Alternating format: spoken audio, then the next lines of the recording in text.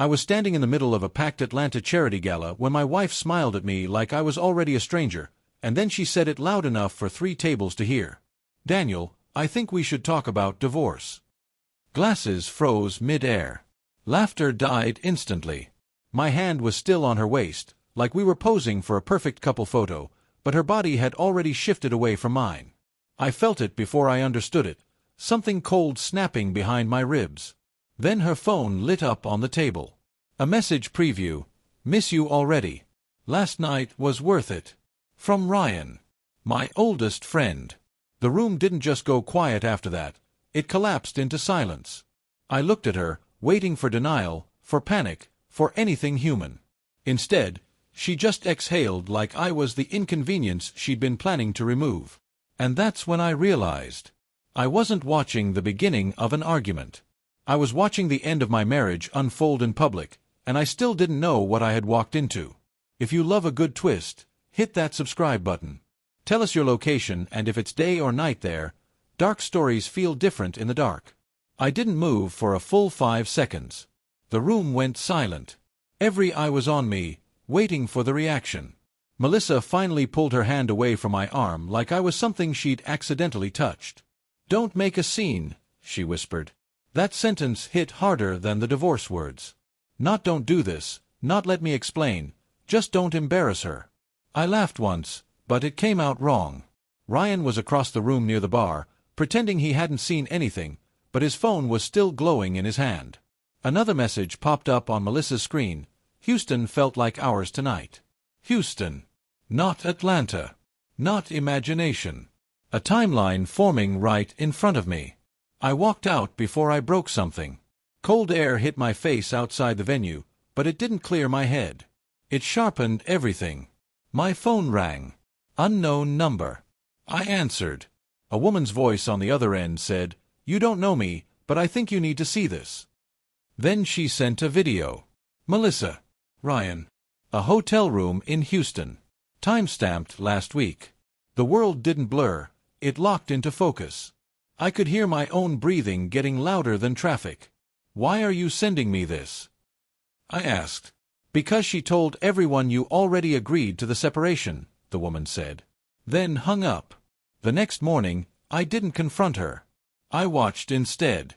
I watched her routine like it belonged to a stranger living in my house in Atlanta. Coffee.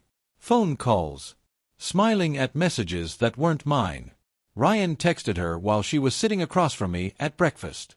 I saw it. She hid it under the table like muscle memory. That was the moment something in me stopped breaking and started calculating. She thought I was still the husband she could manage. The room went silent between us, even though no one else was speaking. 2 days later, I flew to Houston. I didn't tell her. I didn't tell anyone. The hotel in the video still had records. The clerk hesitated when I asked about room 1412, but money loosens memory faster than guilt does. Security footage confirmed it. Melissa and Ryan entering together, laughing like they were untouchable.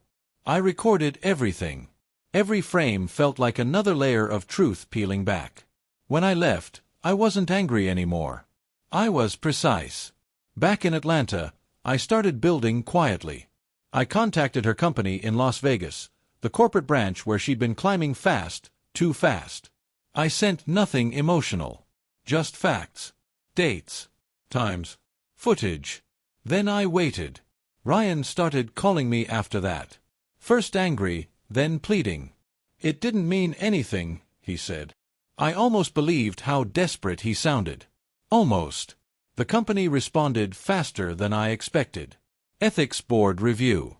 Internal investigation. Then suspension. Melissa called me the night it hit her. "You destroyed my career," she screamed. I didn't raise my voice. "No," I said calmly. "You did that when you decided I was already out of the picture." The room went silent on her end too. Even rage needs air. She came home that night anyway, standing in the doorway like she still had authority there. "We can fix this," she said softer now. But her phone buzzed again. Another leaked clip, this one circulating through internal channels in Las Vegas. Someone had shared it wider than I did. I hadn't even sent it there yet. That's when I realized revenge doesn't stay personal once truth gets exposed. It spreads. Ryan lost his position first. Then his reputation. Then his silence.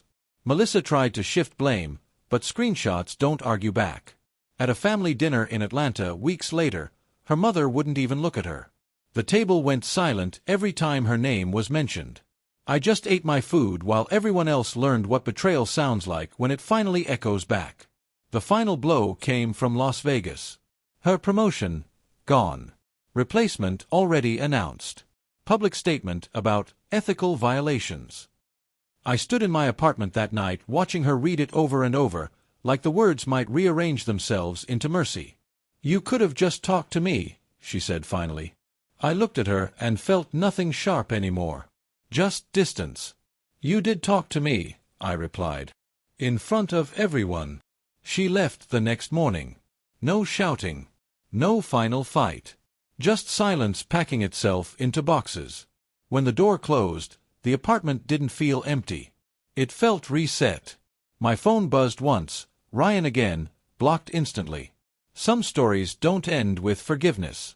Some end with exposure. And in the quiet that followed, I finally understood something simple. I didn't lose my wife in Atlanta.